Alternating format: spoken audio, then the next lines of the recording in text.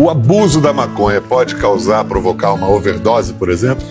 Não, você tem aí, mais uma vez, falando de milhares de anos de uso e toda a literatura médica não há um único caso de overdose associada à maconha. Tem até, por exemplo, alguns cálculos que dizem que para você ter uma overdose de maconha, você teria que injetar o equivalente a 1 quilo de THC ou fumar 21 quilos de maconha, o que é fisicamente impossível. Impossível.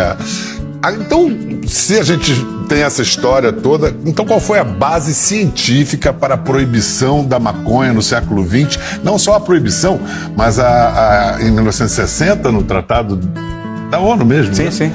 Ficou estabelecido que era tão perigosa quanto a heroína. Ela começou, na verdade, no começo do século XX, 1914, né, mais ou menos, que ela tem uma base muito mais racial, econômica e política, tá?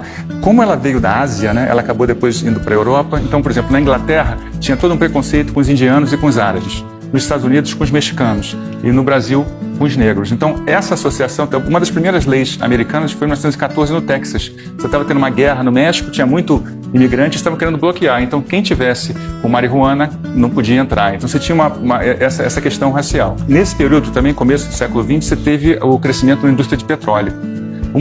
A gente sempre pensa em petróleo e pensa em combustível, mas um dos derivados do petróleo que é muito importante para a sociedade atualmente é o nylon.